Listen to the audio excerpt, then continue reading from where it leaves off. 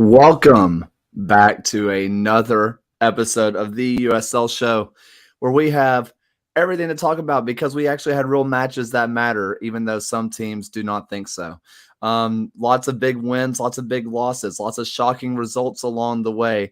And of course, a lot of I told you so's going to be happening from both the YouTube chat and ourselves. But, before you hear me talk too much, because a few of you guys heard me talk for about 30 minutes yesterday, let's hear somebody else speak for once. Phil, how you doing, man? Doing okay. A little bit of a setback in the opening weekend for my boys, but some bright spots. So I'm trying to focus, trying to be positive. And it was a very entertaining opening weekend of USL. I think it delivered on what we were hoping for. So looking forward to chatting it with you guys. Alan, how you doing, my man? I am better now. I think the loyal flip the script. Usually they end up giving up a goal at the end of the match to lose points. This one was a highly entertaining match, and I'm alive. I'm great. It was a crazy opening weekend. I am glad to be back in a packed house with lots of energy, and what a crazy weekend, right? It was pretty nuts. I mean, again, there's so much to talk about. There's so many storylines already that we can start pulling some threads on. Ryan, how you doing, my man? Pretty good. It was another crazy weekend. Like you were mentioning, I mean, we had 8 shutouts, 4 red cards across the weekend. The visiting team just won 1 game, and there was just a single draw across that entire weekend, which proves for just a really just bonkers start to the start of the season. I mean, that one draw coming from my boys in black and gold, which in of itself, if you had a chance to watch that match, was pretty nuts. I'm just going to get it out of the way. I think if Tampa Bay doesn't have their starting center back get hurt in the first 15, it's hard to see Legion winning that match. But on that same thread, who knows what would have happened if the Rowdies would have simply brought another center back with them? Because apparently they said 3 center backs is enough. We're going to start them all and not put any more in the 18. It was quite the decision, but a draw against the Rowdies is never a bad thing. You mean you're the boys in red, right? Well, look, we have a lot of I have a lot of beefs. My biggest beef is that we have not been wearing black and gold as much. We are black and gold, and I really hate the fact that we wear red as much as we do. It's a nice little tribute to the Hammers, which is the predecessor to the Legion. It's a nice little tribute, but in the end, it should be a tribute, not, the current team. But that's a beef that I have every other weekend on Twitter, so you can hear about it much more every other weekend. Yeah, I think one of the big surprises to me, I was talking to Ryan a little bit before the show started. I only saw the first half of the Pittsburgh-Memphis match.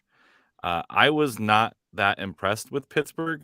I thought that it was kind of fine, but it wasn't I was expecting them to be a little bit more defensively dominant, maybe a little bit sharper. And maybe it's just because I haven't watched Pittsburgh in a minute. Being in the West Coast, Pittsburgh isn't it's a team that you're okay, they're probably going to win most games, so maybe not the most interesting games to watch all the time. I was expecting a little bit more from Pittsburgh. They go up a man, and that really kind of changes the flow of that match. A second yellow essentially, which we saw a lot of red this weekend, but maybe just a little bit slow out of the gate for Pittsburgh. But I think you guys were talking about having to come out fast, but we've seen this with in the likes of Louisville over the past couple seasons where they come out slow. Maybe it's not as impressive, and then by the end of the season, they're winning their division and conference again. You're like, wait, what happened? They weren't good at the beginning, and now they're fine. So I think they're going to figure it out. It was just kind of It was kind of a stark game to watch to see like it wasn't what I was thinking it was going to be, and I thought Memphis had a chance to really do something there. Yeah, and after the red card, Memphis had more shots than Pittsburgh in the game. And despite Pittsburgh finally breaking through and getting their 3 goals in the second half, it was still not enough that Memphis outshot them in the entire match, even on shots on target as well. So I think had they not gotten the red card, it might have changed the game a bit. It's hard to go as the dogs are going crazy in the background. It is very, very difficult to go down a man against Russell Cicerone and Dane Kelly. It doesn't matter who you are, how good your team is. I think that will go for anybody. If you if you go down a man to Dane Kelly and Russell Cicerone and going against a Bob Woolley defense, you're going to have a horrible time. But before we get too deep into breaking down all the matches, we're going to do a little fun little section where we're going to talk about some really major shockers from the weekend and our biggest I told you so's. We're just going to go around the horn and just talk about everything that was the shock and yeah, you should have seen this coming because I sure did. We're going to start off with Ryan. I can also start with my biggest, you should have seen it coming, was that Phoenix out of the gate, 4 goals in the first half. They look just as strong as they typically do. They are playing up against a brand new team in the league that had probably some growing pains over the offseason, try and build that side. But Phoenix looked just as strong as they always do. And it's just something that you should expect going forward. I mean, they're going to be another favorite in the Western Conference. And then I guess the thing that I wasn't too convinced by was, I know there are some growing pains and Phil's going to give me a little, isn't going to be too pleased, but I wasn't convinced by Indy 11 this weekend. I didn't think they looked all that strong, and I it'll take some time for that side to gel, but I really wasn't convinced by the team. You won't offend me by that. I was going to talk about shocks just in terms of how bad Indy looked. Like Loudon, they got outshot. I think shock, maybe up there with shocks, is Loudon, and I think John called this like it, and so I'll call that out on his behalf. Is that Loudon is actually going to be pretty good. Like they're actually, he said they're going to be a playoff team, and they looked every bit a playoff team. I did not expect a Lowry side to come out and get outpossessed that heavily and outshot by an MLS2 side. Like that was, I genuinely like didn't really know what I was watching. That was a very, very shocking result. So yeah, I know I'm kind of skipping ahead to the shocks of the weekend, but that was a big one. Well, there's also like 22 wind chill outside. That I'm sure the weather wasn't, not to make excuses for anyone there. I think Indy should have played a little bit better, but I'm sure the weather had a small factor in it not being pleasant. I think Indy trained indoors, so I don't know. Maybe they got soft. They haven't been the same since they left Lucas Oil. I'm just going to say it. Bring back the football lines. I'm just going to go ahead and jump in with my biggest shocks and my biggest I told you so's, because my biggest I told you so piggybacks off that, because I said it very early that, granted, this is so early. This is so early to say this, but I said from the very beginning that this Indy squad is not good. They have a few players and they have the coach, but as a squad, they're not there. Did I expect them to lose to Loudon? No.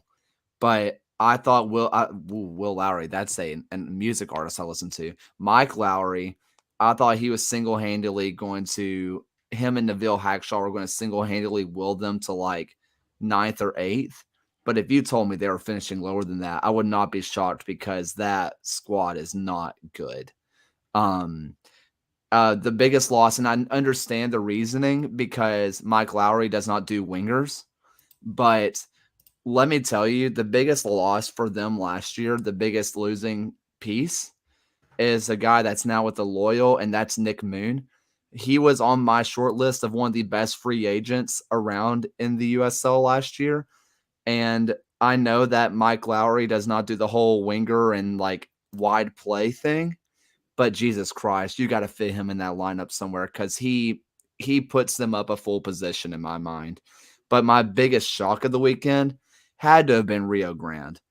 Don't get me wrong, I'm not terribly high on Oakland, but considering the fact that Rio Grande team has only been together for like 2 weeks, for them to win, let alone I would have been shocked by a draw, let alone a win. So those are my that's my biggest shock of the weekend. And Rio Grande held Oakland to just 2 shots in the entire game. It was a defensive masterclass on their part. The only thing I will say, as the fan of a team who suffers every single time they travel to RGV, I will say that going to RGV it's Death Valley. Like, that is a horrible place to go. Not because it's like a particularly hostile environment. I know they have a pretty small but vocal group of supporters, but it's more so about the size of the pitch. It's huge. And I think a lot of teams just end up getting lost out there. Like, they can't press, they can't close down like they normally do. And they genuinely, like, I don't know what it is, but that place is an absolute black hole for points. At least when like Locomotive is concerned. And I think other Western Conference teams can say the same. So I would say Oakland losing in RGV, like, I definitely was, I was vocal on the last episode about the fact that I was not high on what RGV did this off season, but there's something about that place in Edinburgh that just sucks the life out of Western Conference teams that go there. And Would you attribute go ahead, Alan. I think when we saw like conference play, when you're going down there frequently, I think it took a little bit of the mysticism away from it. But when you go down there once, like we've seen, like this is the old RGV situation where you only get there once. So like the second time you're not prepared for it. Like you don't have that second time to prep. And we've seen teams in the past go into RGV and you're like, oh, they're going to get a win. And then they end up like, it's a 1-1 draw. It's a 0-0 draw. Like, I think we're going to see that a little bit, that home field advantage for RGV pop back up from time to time this season, even if they're not. I mean, they weren't great before, but somehow they would pull off draws against top Western teams. Yeah. I mean, a good Locomotive side got beat there 4-1 or something like that last season. Like, and Locomotive was in like the top 3 teams in the regular season in the West. So yeah, it's, I think someone said where dreams go to die. I think that's very true. So, go ahead, Ryan. You've been trying to make this point for the last 17 minutes. And I think since now we don't have Tacoma in the league, and until we get USL to Hawaii, they are the most isolated team in just comparative, like where they are relative to their common opponents in the league. I know San Antonio is close by, and you still have El Paso within the same state, but they are very isolated amongst everyone else. I mean, they had Miami visit. They had Miami and Tampa Bay visit recently just for a trip, but it would be reminiscent of 2016 when they finished second in the Western Conference for them to have another good season this year. So, moving on, Alan, shocks and told you so's. I was gonna say like Louisville versus Atlanta only being 1-0 is kind of a shocker. Like Atlanta almost escaping with a draw, and then I watched like some of the highlights. I was like, oh no, it was like Atlanta literally by the skin of their teeth only let up 1 goal. But like on paper, that one looked like, huh? I thought the Charleston Tulsa one, I think, is the one that would surprise me the most. As far as, only 1-0, Tulsa looked pretty good. Charleston has a crazy good counterattack. So that was just, I think, a really good matchup, but it was surprising that maybe it was as low scoring as it was for those 2 teams. And then I told you so. I'm going to call out Andy, who said click save over Colorado Springs beating Orange County. I think on Orange and Black, I called it a draw and then forgot that I put Colorado Springs for win on our prediction thing. So I was not consistent. But I think, based on where those 2 teams are right now, Orange County is learning how to play without, Damas, who is reported to be heading to a different country. I think that one was kind of a, not really necessarily I told you so, but Andy said click save, like he was going to come and talk trash when we won. or when Orange County won, but they didn't. So I'm gonna say "Told you so." I will want to say this, and this is a weird point, kind of in the same vein as Rio Grande. Atlanta United too has quickly become kind of the bogey team for Lou City. Last year, I mean, it's never like they actually end up beating them in that sense. Like they never end up really just dominating them or losing, or Lou City ends up losing. But Atlanta always seems to give Lou City some kind of game. They always seem to show up for them, which I do want to say, if you're looking at two teams, Atlanta United 2's team, like they have three of some of the best players on there. I'd like Mikey Ambrose is a really solid center back. What's his name? Jackson Conaway just got a call up to the MLS side and just scored a goal in the MLS. And the big one to me is Aiden McFadden, which I said this yesterday on the solo show, is that Aiden McFadden, if he was on any other team last year, he would have been in MVP talks. He might be the only person to play right back, center back, attacking midfield, and striker and be proficient in all of them. He was their leading scorer, and he is a right back by trade. I think that a guy like Aiden McFadden will catch up to some teams because everybody thinks they're going to be bad, and then Aiden McFadden exists. But yeah, I will say though, Tulsa, I was a little shocked by how well Tulsa played, but I can't tell if that was because the Battery were worse than I thought they'd be, or if Tulsa's just better than I thought they'd be. It's kind of I guess we'll have a few weeks to find out, and Legion might be on the beneficiary of that this week. I think something to remember about the two teams is like, yeah, they usually don't perform as well, but this is still like potential MLS talent. They're just inconsistent. Like there are games where if the entire team puts it together, it's like a mini MLS club. Maybe not historically with Atlanta too, but we're talking about Loudoun. Like we're talking about Los Dos out in the West. Like these are like pretty, like there's talent on the pitch. It's just inconsistent. Sometimes it's terrible, and sometimes they're like what Andy said, they're scoring bangers from 25 yards out. Like there's talent on these teams. It's just easy to overlook because they're so inconsistent. And then a good, consistent USL club, independent side, is probably on most days going to do better than the two sides in the long run. Well, don't forget about two sides. Like Ryan told us not too long ago, there was that one time that the Monarchs were better than Real Salt Lake, according to 538. So, I mean, that's just unequivocal fact, right? I mean, to be fair, like at that time, it may have been true. I'm dead serious. Real Salt Lake they were horrible when Monarchs won USL Cup. And the following season, Real Salt Lake called up basically that entire team and made it very close, if I recall, to making the playoffs in that next season in MLS. But speaking of teams that I thought that the discussion was had out online, but we'd be remiss not to mention it, was Detroit's debut in San Antonio against the league. Just a 1-0 loss, but Detroit didn't look horrible. I wanted to comment on this only because I think like the point we made on the last show was basically like we're going to learn something in these first few games for Detroit City about the relative level of NISA and USL.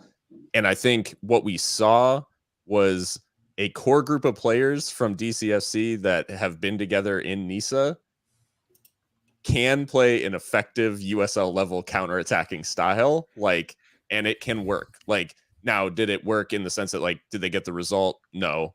San Antonio, like, I think they exerted or asserted their quality over the course of 90 minutes.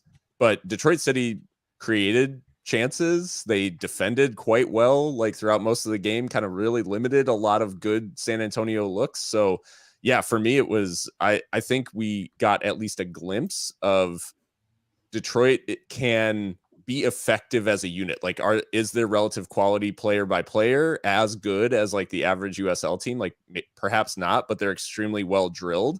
And you could see in like their counterattacks how well those patterns just consistently, like, they knew exactly where the run was being made. They knew exactly where the out ball was. And like all of those things were happening at really, really high levels. And Nate Steinwasser is a quite good keeper, as Mika pointed out, which ended up mattering a huge amount. But I will say that I don't think Detroit's, having now seen, gotten a game under our belts of Detroit City and Monterey Bay. I know the levels of the opposition matter, but Monterey Bay imploded in the first half, and we did not see that sort of mistake, the mistake filled sort of game from Detroit. So I think Detroit can, I'm not saying they're going to be top of the league or anything like that, but I think they're going to be a tough out for a lot of teams this year. I said this last time, and I said it last night as well, that with teams like Detroit City, who have had success at every level, in my opinion, you back them until they prove to you that they can't do it. It honestly, they just feel like one of those teams, and I think we're going to a little bit of spoiling a prediction almost. You're going against a team in the Battery, but it's going to be their first ever match in the USL. Their supporters feel like they're going to have something to prove. That's a team who just went down to San Antonio, who put up a good showing, a really good showing that on another day maybe could have got a draw out of. And now their fans, they're going to be back in their home fans who are going to be louder than ever. I think the Battery may be going into a bit of a buzzsaw just based off a team who's going to be having all the adrenaline in the world. And like I said, you kind of go with the team until they prove to you that they can't do it. And Detroit City has only proved that they can. Yeah, Detroit City is kind of like that plucky, lower ranked world a national team who they all of their players play for one or two clubs. So when they get on the national team, there's that cohesion, and they might not have the same talent level. But I mean, again, with what Phil was talking about, this cohesion, sometimes it's not about having the stars in the team. It's about making the team function well together and have the parts that balance each other. So you might not be as talented player to player, but as a you have 11 guys at the pitch. It's not this isn't one-on-one. We're not talking about tennis, right? We're just one person versus one person, or even doubles, right? So I can see Detroit really taking advantage, particularly early season, of kind of that ability to play cohesive soccer. And when you play cohesive soccer, you have a chance of winning most weeks. I would love to shout out which San Antonio player played well, but I couldn't read the numbers, so I don't really know. I was going to say three of my surprises of the weekend came out of that game. One, the blackout kits are as well. This is more of an I told you so, because I was railing against them on Twitter, I guess. But the blackout kits are horrible. I have no idea how the league allowed that to happen. It's truly shocking. The other surprise out of San Antonio was Antoine Hopeno's haircut.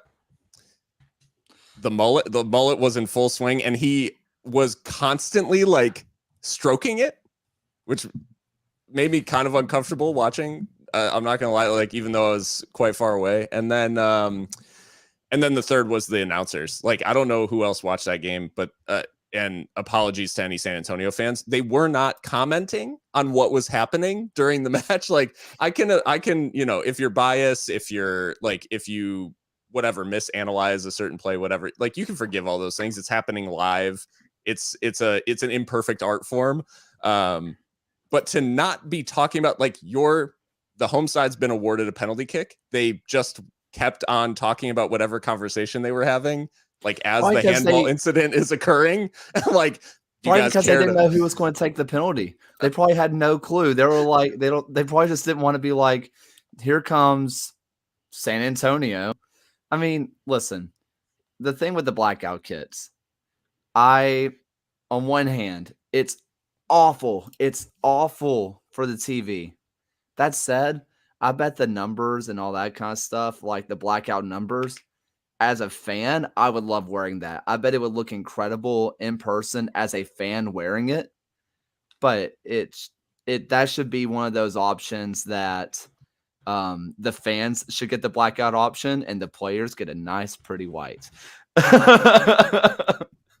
I think we've seen like big clubs do this sort of thing with the blackout, and it's a novelty. Like it's like a charity thing, or it's like they do it as it's only on sale in the team shop. It obviously would never be used in a game because that would be ridiculous. Like, and the fact that the fact that the league allowed that, I don't know. If I was Toyota, I'd be like, I'm not paying for you guys for this. Like, you can't see Toyota across the front of the jersey. Like, why'd we give you the money? Yeah, this is like the West Ham, you can buy kits without the sponsor on it kind of deal, like only for the fans. And it's like the special product. Because, you're right. Doesn't have Ajax have that too with the three little birds on the back? Don't they have like the fans get that because UEFA is stupid? Yeah. I don't know. It's funny. Phil, did we ever actually get your full biggest shocks and I guess I told you so, or were they all just kind of interspersed along the way? Yeah, I guess I kind of threw them in along the way. And I mean, results wise, you guys mentioned a lot of the bigger shocks or like outcomes wise. I think it's always worth chatting in USL about the shocking decision of the weekend. The second yellow card in the Tulsa match for DeCosta was the shock. Like just an awful decision. Like he pulls out of the challenge completely, doesn't do it, no high boot, no nothing, like no contact at all, and just gets a second yellow like for the sake of it. That was anyway. So my USL my pro referees shock decision of the weekend was that second yellow. Let me tell you though, sometimes this week these refs came out and said we are having nothing. If you're playing, it's awful. I'm pretty sure in Legion versus Tampa there were 8 yellow cards if I counted correctly. Some of them deserved, some of them I think the ref had handed out some cards and they were like, "Oh crap, I gave a guy a card. I better give this guy a card." I don't know if it was as bad, but it happened, so I better do it. What was it? 4? You said it earlier, Ryan, but 4 red cards, and I think at least 2 of them were double reds. Or double yellows. Is this really just players not being in full competitive match fitness, or is this like pro refs are on one? I mean, a close second was the the Los Dos red card, in my opinion. I thought that was a shocking decision. Like, it's a yellow potentially, but the idea that was a straight red was a scissor tackle from behind. He does it. Alan, I know that you're close to this decision. Nick Moon? I know you're close to this decision. The contact is not that bad. Like, watching it back, it was, even in real time, I'm like, oh yeah, that's a yellow. Like, he's late. He's not really, he's trying to play the ball pretty clearly. I thought it was like, sure, it's a yellow. When he brought the red out, I was like, not for me. I think he saw that. I think he saw some force maybe that wasn't there. Like, I don't usually like to critique I'm trying not to critique referees because, it's USL. We're going to get USL referees. They're at that level for a reason. They're working their way up. Like, his positioning was really weird. Like, he missed some fouls just because he was being blocked or didn't see it. There was some weird things where guys who should have gotten cards didn't get cards. And then, for that red card, I thought it was a pretty rough tackle. Full speed from behind, like a scissor leg kick sweeping out. Like, it was a pretty brutal tackle. I was also mad because it was Nick Moon. Like, how dare you do this to our brand new player that everyone loves because he's better than what we had before. So there was a little bit of that too. Like, I think it was just kind of like the game, I think, was kind of getting away from him a little bit. Like, it was getting chippier and chippier as Los Dos games seem to get. There's a history there with San Diego, between Los Dos and San Diego. So if you gave him a yellow, I think I would have been all right. I was all right with a red, but again, that's my homerism speaking. And I think it was that second leg that came in and closed it off that I think is what he saw. I will say this weekend, there were multiple. I'm looking at the yellow card stats right now. Half the league had at least 3 yellow cards in the game. There was one team this entire weekend who didn't receive a single yellow card, and that was the Bob Lilly coach, Pittsburgh Riverhounds, who just knows defensive discipline so well within that side. But I think Kaylor, I think it's a combination of it's first week jitters. Everyone's trying to get into just the swing of things, but it's also this is kind of the standard of refereeing within this league. And Alan, like you said, it's difficult to really critique it because I also recognize being a referee, especially at this level, is a very difficult thing to do. It's something I wouldn't want to do, and I give them at least a little bit of credit for doing the best they can. I think it's a little bit of whiplash coming from, like the whole offseason, if you're watching other soccer and there's just VAR is just like part of it. And I'm not saying it's been great because obviously there's controversy there too. But the idea that like these officials are making a decision and that's it. It's very kind of like jarring to go back to that. It feels very old school. So yeah, I definitely sympathize with the officials in these cases. I think the LA one stuck out to me only because it does happen close to the sideline, and I think his assistant like needs to help him out there.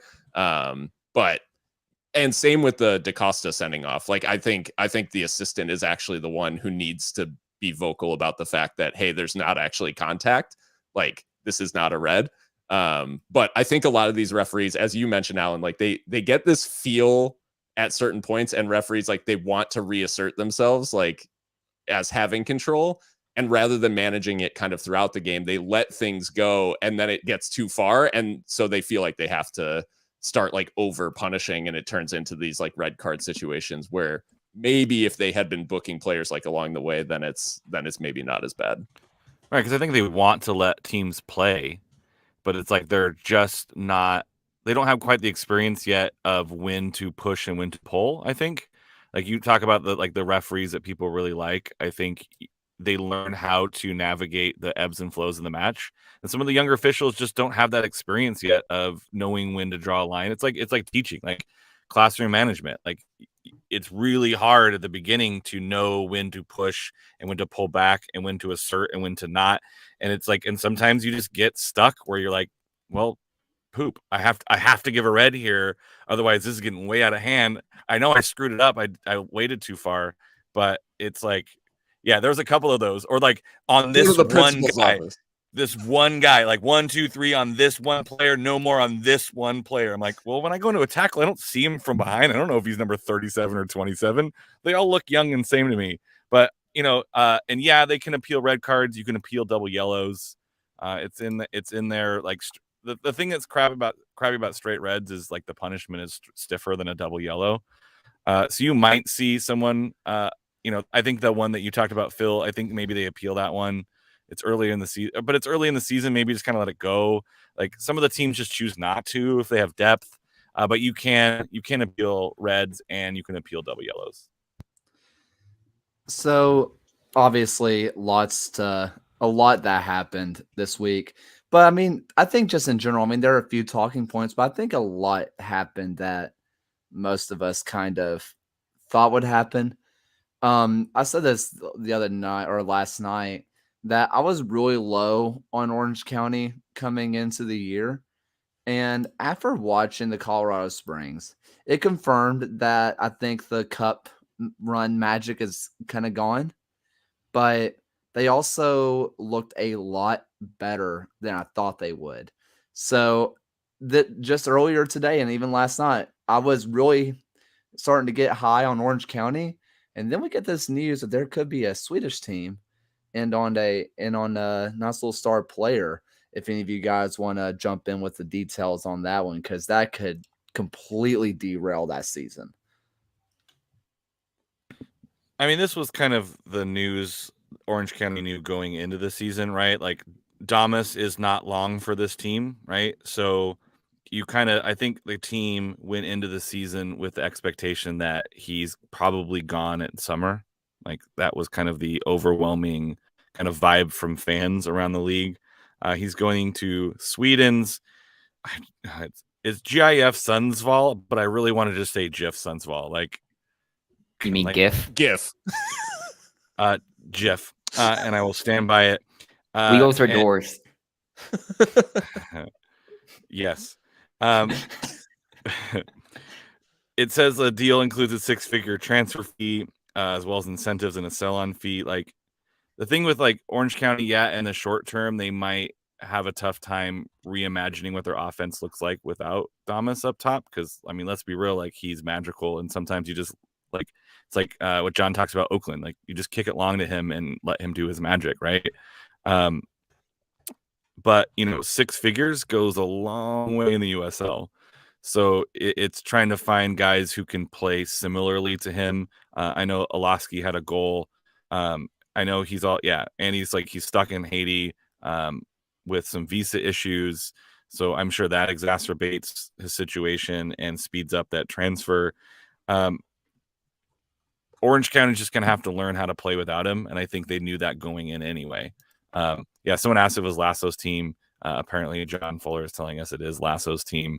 It is. So how crazy would that be? Is the defensive player in the year and the playoff MVP are playing on the same team in Sweden? I mean, great for them. Like hats off to them. They've earned it. I think it's a blow in the short term for Orange County, but I think that they've tried to address it with Milan Olaski and bringing in Kubo Torres, although Kubo Torres is not a Ronaldo Damas. But you're trying to replace goals with goals. I think the downside is Orange County likes to defend and then break out. I'm not sure that those two guys are going to be able to give you the same thing that Damas did. And then we saw kind of they played on a knife's edge down the 10 unbeaten and then into the playoff of some of those wins were penalty kicks. There were a lot of 1-0s. And so if you get a team like Colorado who can put 2 by you, I'm not sure Orange County has the firepower right now figured out to get through that.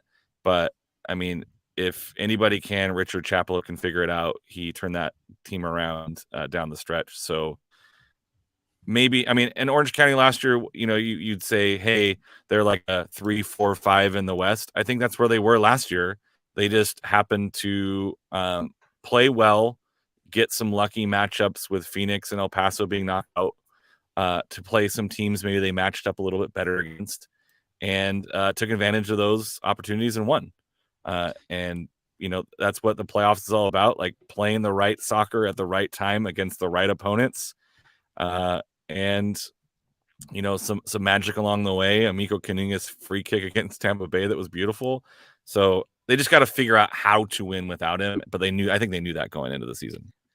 Are you saying it's Moneyball, Alan? With we can't replace Ronaldo Damas, but we can replicate him in the aggregate. And then someone said Milan Olaski.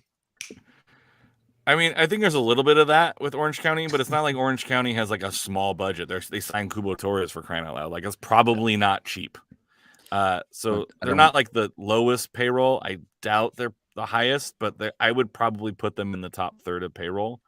And now with a six-figure sell, like you can buy a pretty good striker for that amount. And USL League One is producing them like crazy these days. So you might be able to pick up a guy halfway through a season with a good chunk of change to USL League One. Or as Ryan put in our chat, 600,000 hot dogs from Costco. Concessions for the year. I don't want to talk about Moneyball right now. I hate baseball at the moment. Sell the team, Bob. I hate the Reds right now. God, I hate them so much. You mean the Louisville Bats in Major League Baseball? Yeah. I wish they were as good as the Bats right now. Anyway, this whole selling, and as soon as I heard the team name, I was pretty sure that it was Forrest Lasso's team. And I mentioned this during the offseason, and I want to come back to it because I think it further submits my point. If I'm the Rowdies, I'm furious. The Rowdies let Lasso go. They could have re-signed him and sold him. Seeing that this team is willing to buy Damas for 6 figures, they have the kind of money for it. If I'm the Rowdies, this kind of signing didn't come out of nowhere. Surely they've been in talks with this team for at least a little bit. Why they didn't re-sign him, why they didn't give him an extension on his contract. Heck, that's what Legion did with Lasso. Or not with Lasso. They didn't sign him. I wish they would have signed him at one point. With Junior, they literally just extended his option and said, all right, Toulouse, pay for him. if I am the Rowdies, I am furious not only at them but at ourselves, because if you can get that money for Damas, granted he's a younger talent, I get it. Strikers are sexy, but Forrest Lasso has a real claim to being one of the best, if not the best, USL player of all time. And they got nothing for him. I am livid if I'm the Rowdies. I mean, I don't want to speculate, but especially at this level, if you're signing a lot of players to one-year deals, maybe he just didn't want to return to a deal that maybe it wasn't for a lack of trying, that maybe Lasso just said, I would rather see what other options are out there. That happens all the time in this level. Fair enough. Lasso knows they have money to spend, so if he doesn't sign a contract with Tampa Bay, he goes, hey, all that money you would have spent on my transfer, how would you give it to this guy? I mean, we see this with like the top end players. I think that was the question, right? Like, is Tampa Bay going to resign and sell?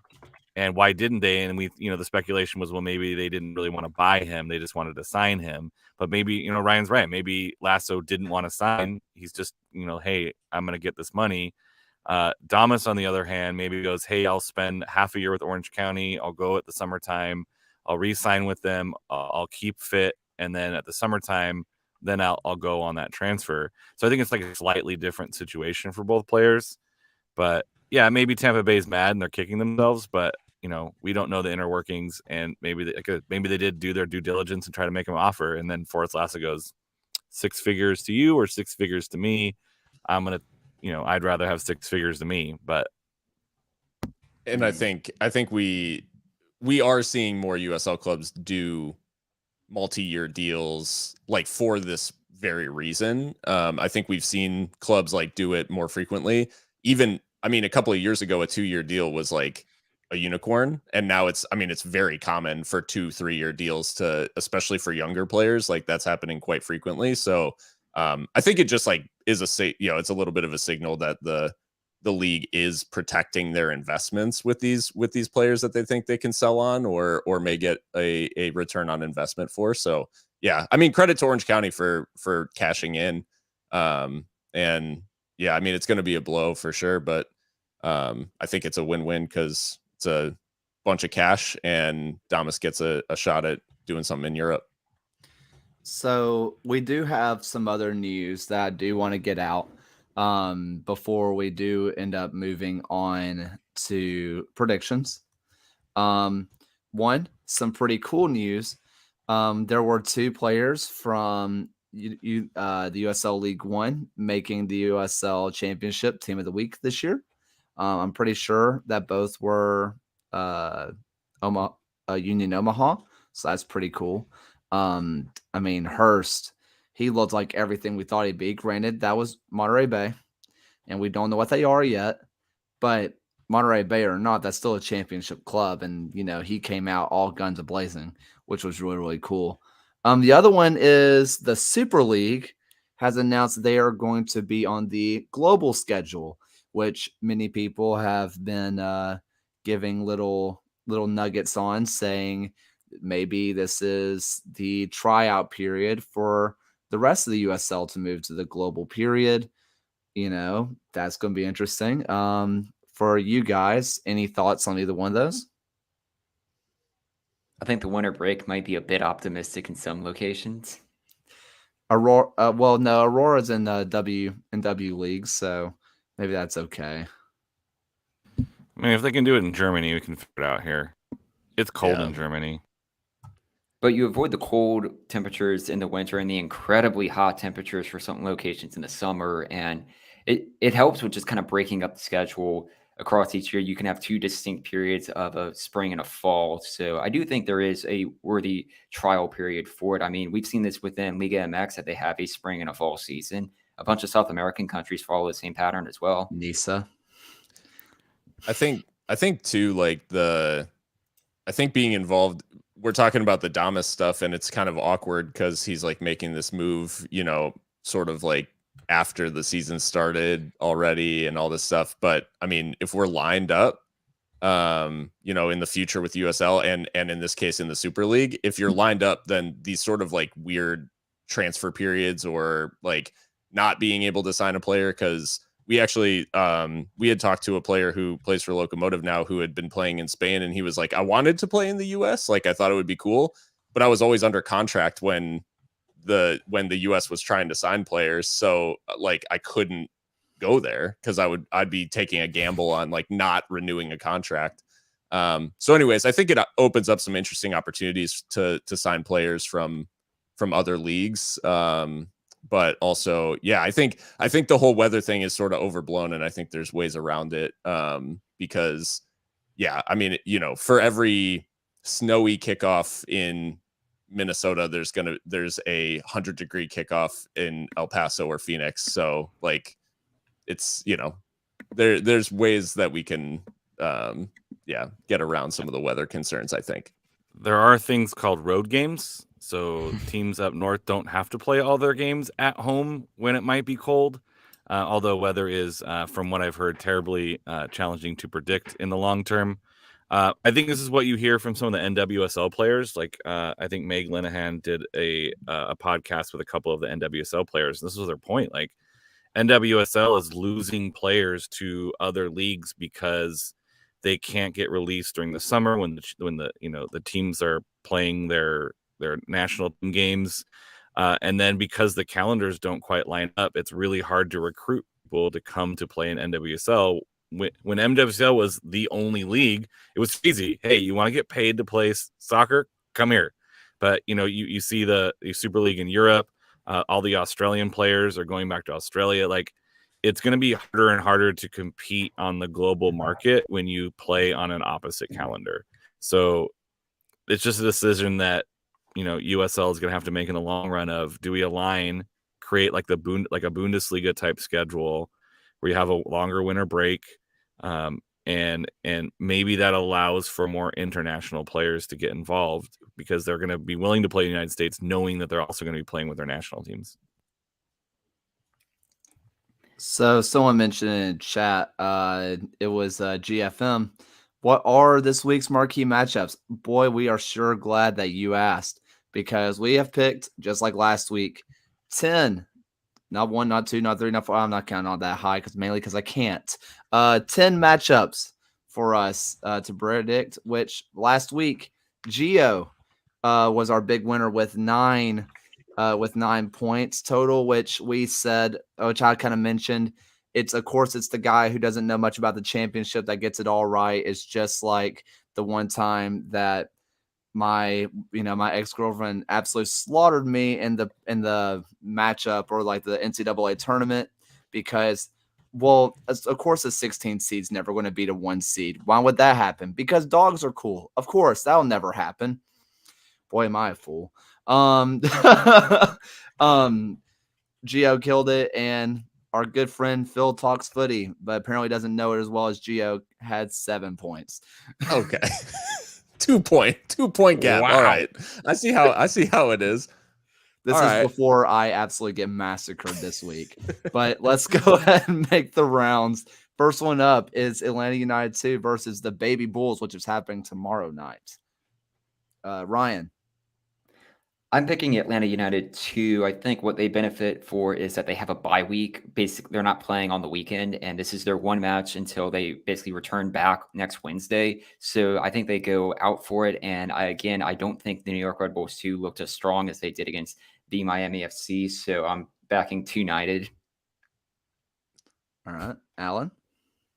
I picked Atlanta United as Atlanta United 2 as well, only because they're at home. I think, like, in a matchup like this, I'm just going to take the home team.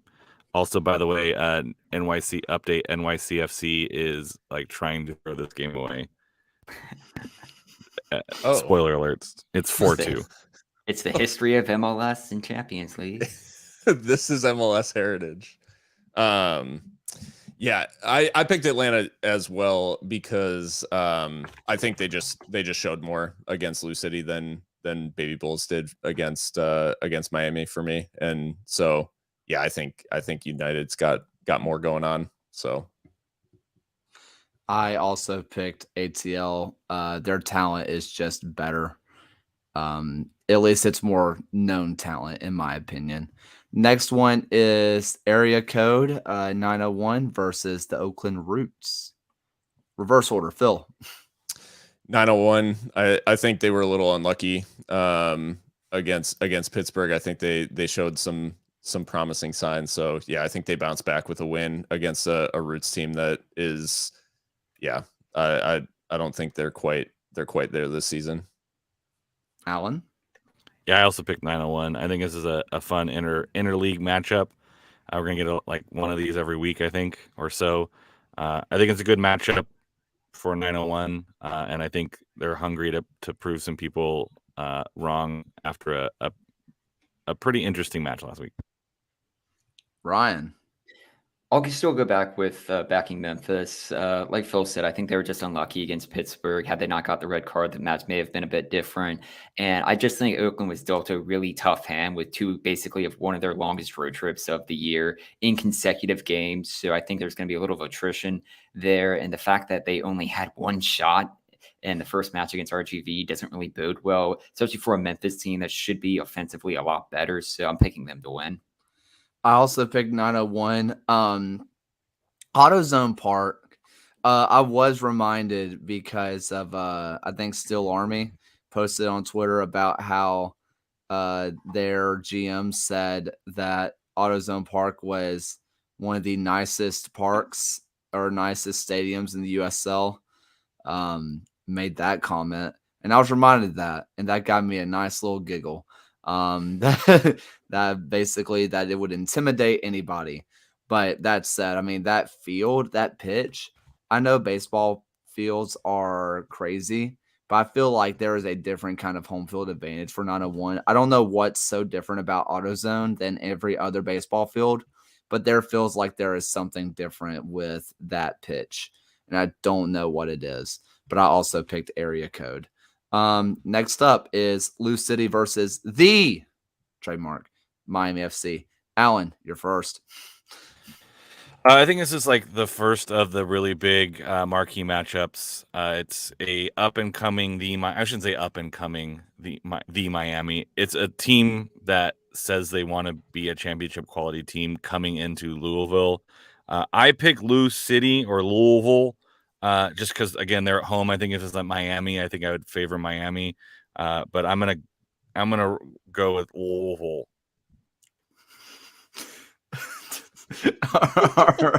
Ryan. I picked Louisville as well. I think after we run through all our picks, there will be an interesting discussion to be had because I think Miami will keep it a very close game, but Louisville at home is just a really difficult team to beat. And Miami, I think, will get there in time, but Louisville just has it more put together right now. So I think it'll be close, and Louisville may very well just escape out of here with another game. They looked good against Atlanta, but I think it'll be a close game. Phil? I picked Miami to pull off the upset in Lynn family, and I think it's all about like I think it will be extremely close. I think both teams are going to have their chances, but I think Murphy grabs his first goal for Miami as the winner. And shocks Lynn. I don't think that's a bad pick. Look, this one is difficult. I went Lou City purely because they're at home. But listen, whenever they go down to humid Miami later this year, that's going to be something. I think we have that is our first disagreement of this whole thing. So far, we've all been agreeing on almost everything, which is really worrying. And something tells me that that's not going to change after this. The Rowdies versus some old friends in the Indy 11. This is my lock of the week. I picked Tampa Bay. I need to see a lot more from Indy 11. And much like Louisville, Outlying is a difficult place to go down and play against. And Indy also, much like Oakland, had 2 road games to start the year. I think Tampa Bay gets the job done. Alan? Yeah, I think maybe if this was a little bit later in the season, I would give the Fighting Mark Lowry's a chance here to do some damage. I just think it's too early for Indy 11 to put up, especially after last week against Loudoun. So unless they show something pretty spectacular, I think this is Tampa Bay's to lose. This is also my lock of the week. Phil. Yeah, if Indy had resembled anything that we've seen from a Lowry side the last 3 years, I think we'd all be maybe saying like, hey, maybe they make it out of there with a draw. But yeah, I don't see anything but a Rowdies win this weekend. Yeah, it to me it's the Rowdies. Granted, Mike Lowry may pull another rabbit out of the hat. That wouldn't shock me, but we'll see. He would truly make me a believer if they can come out of no, they're not in Outlang. They're in Indy, aren't they? No, they're on the road still. I think they actually start with a third. I think they have a third road game after this before they. It's not until April that they're in Indy. That Yeah, sucks. next weekend is the proximity contest. All right, and then we have first real big rivalry of the year, unless I missed something and somebody has a beef with each other that I completely missed, but I don't think I did. El Paso versus New Mexico. Let's just go ahead and start with you, Phil. You have the hat on. Thanks. Yeah. No, and I think New Mexico started with a win. El Paso started with a loss, but I think the New Mexico's result against Lights I don't put as much credence in as the way that El Paso played against Sac Republic.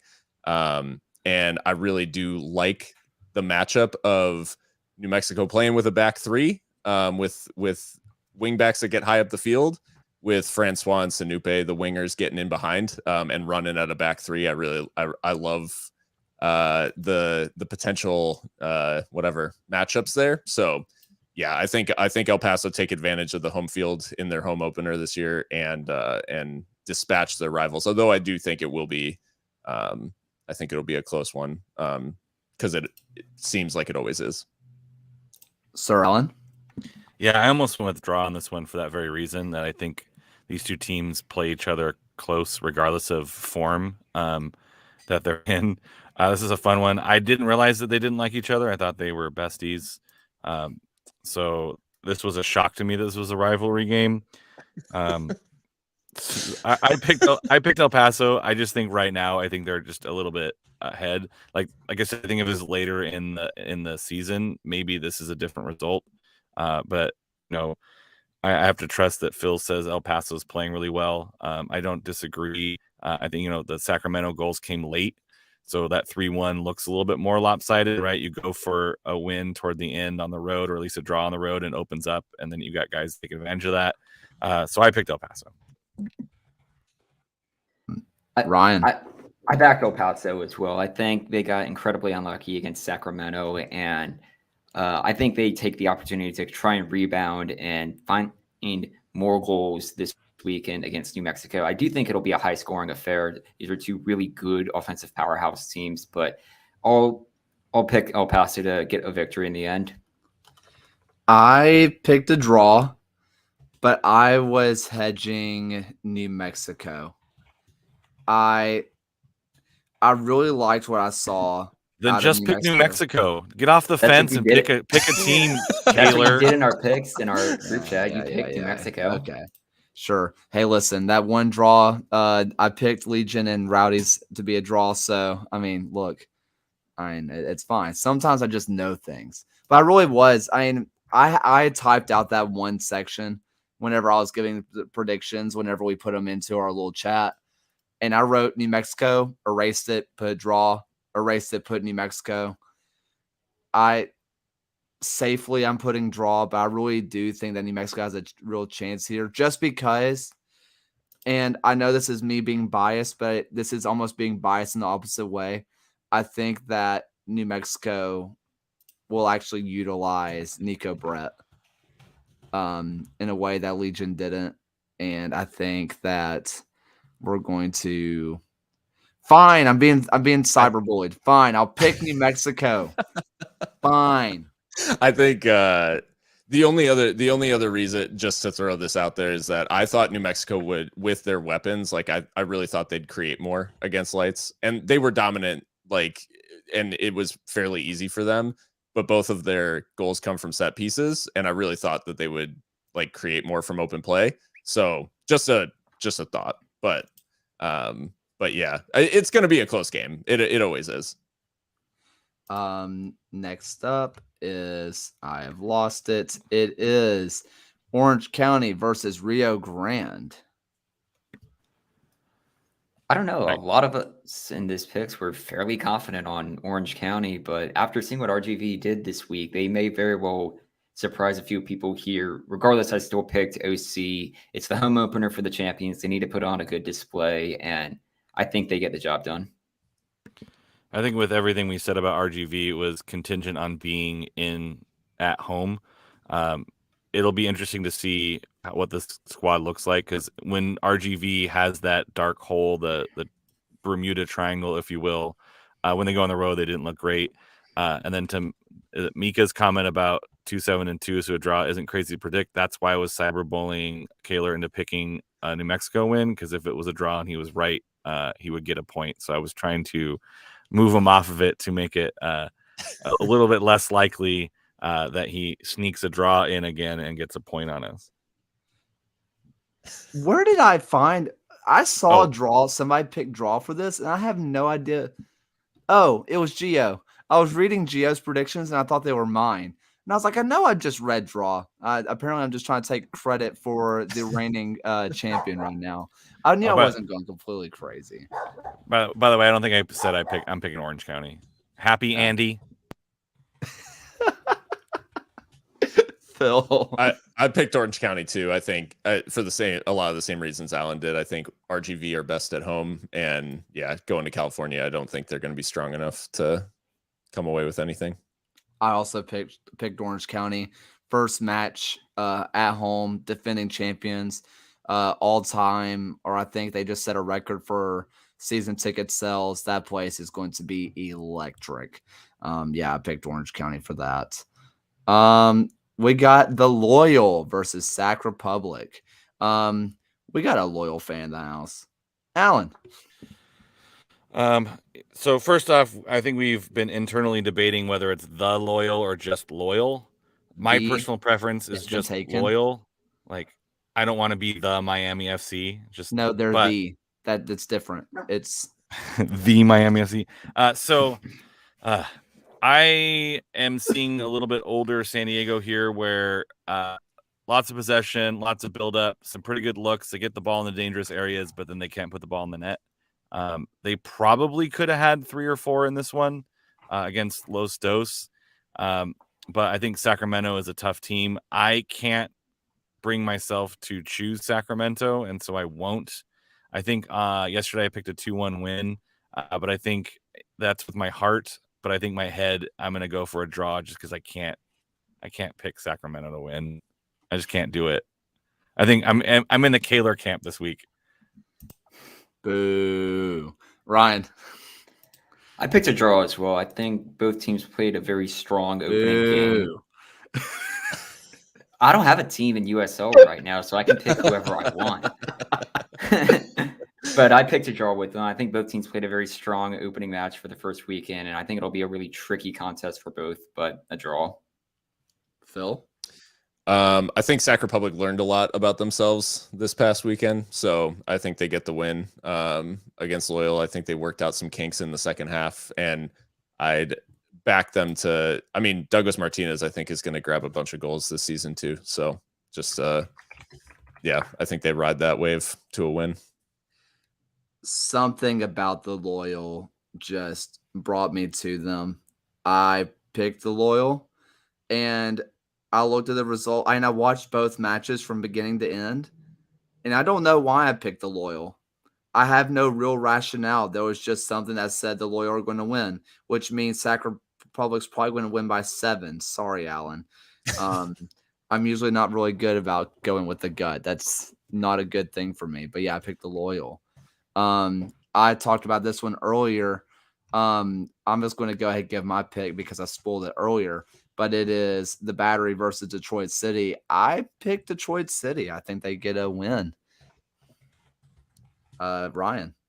I backed a draw for this one. I think it just goes back down to that teams, expansion teams tend to struggle in their opening match. We saw that they had a close game against San Antonio, but that tends to extend out a bit further or past their games. And I think Detroit, though, is a solid enough team. We spoke about it at length on this episode, but I think they get a draw in their first game. Charleston, it may very well just be like 1-1. Let's see, Alan. Yeah, I'm picking Charleston. I know I picked them last year as doing well, and then they didn't, so I would have a little bit of a burn there. But I thought, their ability to counterattack and the speed that they have, I think maybe they take advantage of Detroit City pressing too much to win at home for the first match, and so I think maybe Charleston can sneak some goals in on a counter and put some more pressure on them, which then opens them up further. I saw a lot of Detroit City, so I know I'm down a point to Geo, so this is kind of me one of my I'm gonna take a little bit of a dark horse here, and pick Charleston. Phil, Are we calling Charleston a dark horse? I thought I was picking an upset by picking Detroit City, and then we ended up, I guess, consensus was saying Detroit. I was backing Detroit in this one. I think the energy in the stadium will be next level, but I also really was encouraged by what I saw from them against San Antonio, and that's a tough place to go. And I thought they acquitted themselves quite well. So I think in friendlier confines, I think they'll be better off. Plus, as a little plug, this will be my first trip to Keyworth, and I'll be taking this match in live, so I'm excited to see it in person. Yeah. Well, give us an update. Tell us how that is. Next up is Legion versus Tulsa. Let's start with Ryan. I went with Birmingham on this one. They got a draw outside of that really good goal versus Tampa Bay, but I think they end up taking another result here as Tulsa continues to confound us on just their early season start. Alan? I felt pressured into picking this because I didn't want to pick against Kaylor. But I think Birmingham, again, just going with the home team here, I think it gives them a little bit of an edge. I think it's going to be a pretty fun matchup to see kind of where these two teams actually are. I thought Birmingham played pretty well against Tampa Bay. This is an opportunity for them to hey, we're going to beat teams at home, and we're going to beat them handily. But then again, I think Tulsa has a chance to going in there and making it a pretty fun match. But I think Legion have enough to tip the balances of this one, especially the home crowd behind them. Phil? Yeah, what's it, Alan? You reminded me. What's that saying? What interests my boss fascinates the hell out of me. So I picked Legion as well. No, I was encouraged by the way that Legion played against Tampa Bay, because we know the quality of that Rowdy squad. So I thought they did really well, and I'm surprised that we've made it this far, Kaylor, and you haven't mentioned the Marlon goal. What a strike. And if it doesn't win goal of the week, then the competition's rigged. So anyways, it was fine, and someone from New Mexico is probably going to win. Yeah, with a poorly defended header down into the ground. Don't even get me started on that. I can't even believe it. I saw one tweet from Phil. If you missed it, basically, I'm almost agreeing with you that New Mexico has it in their contract that they have to get at least one save or goal of the week. It's in there every week. Sometimes I think it's just to get the interactions up. I think that the Twitter interactions are a little low, and they're just like, oh, well, can we get them up? New Mexico fans. Sorry, New Mexico fans. It's why the power rankings are essentially Nicholas Murray trolling the entire USL community. He does that on purpose. He does stuff on purpose just to rile people up. And I love every minute. I used to be like, oh, this is dumb. And I'm like, this is amazing. It's week after week of just quality trolling. League sanctioned trolling. I mean, listen, we were advocating for GM, violence, basically just GMs to come out and wreak havoc. If we're here for Nicholas Murray trolling, I mean, it's fine. I'm cool with it. I also picked Legion here. The main reason for me is, honestly, I was much higher on Legion winning this match before I watched the Rowdies match. The Legion completely shut down the Rowdies midfield, which you can argue is one of the best, if not the best in the USL. You can make that a legitimate argument, and they shut down their midfield, but they let Mackie Jop go too far or just let him sit on an island, and we could not put any pressure in on the box. I don't think we had a single shot in the box all match long. That worries me. And Tulsa also has a really good defense. I almost picked a draw here, but I think that the Legion defense is just better than the Tulsa offense, especially because DaCosta's out right now too, right? Because of the red card. Yep. So, hey, we might see the first match that JJ Williams has against his own club. So that could be something in the works. Much love to you, JJ. You're not going to see this, maybe, I don't think. But, hey, I love you, guy. I hope the newborn's well. Final is Pitt versus Hartford. I picked Pittsburgh on this one. I think Hartford's coming off had the short straw of having the bye week the first week. That does help them with getting fitness up and training, but I think Pittsburgh at home, they just know how to dominate at high mark, and I think they get the result here. Alan? This one was tough because we haven't seen Hartford play any real games. Like, they didn't play week 1. And so I'm just going with Bob Lilly is going to win games at home. So I'm going to go with Lily Ball for the win. Phil. Yeah, same rationale. When in doubt, Bob Lilly. Yeah, this was my lock of the week. Hartford, you know how I said with Detroit City, you pick them until they give you a reason not to. Hartford's kind of you pick against them until they give you a reason not to. And I feel like that's harsh because I like the Hartford fans. I love Hartford fans. I've had great interactions with them. I wish that their ownership loved the team as much as they do. So they just haven't. I mean, they haven't been that good. So yeah, I think. And plus, Pittsburgh had this run through of navigating a tough fixture against Memphis. So I think that is going to serve them well, and they're going to come in fresh into this match. And yeah, Hartford starting cold against one of the most organized and best teams in the East is probably one of the worst matchups for your first game. Yeah. All right. So that's pretty much it for this week. Lots of great stuff to talk about. Thank you everybody for joining us. If you do want some more USL content, tomorrow, the first episode of Kit Season is dropping. I've already watched it with Brett, Reagan, and Fox. They went through Lou City, Monterey Bay, I think Phoenix. No, they did Hartford. I can't remember all of them. They did 6 kits, and it's about 45 minutes long. So you're just going to have to sit down, grab some popcorn, and watch it. But let me tell you, I watched all 45 minutes of it, and I was thoroughly just entertained the entire time. It's just some fellas hanging out, having a good old time. I think you'll like it too. They have some hot takes in there, so get in their DMs like you like to get in mine. So I think you guys are going to enjoy that. On Thursday, Phil Talks Footy hops on the short show. Phil, he's going to be hopping on this channel, and we're going to have a good old time.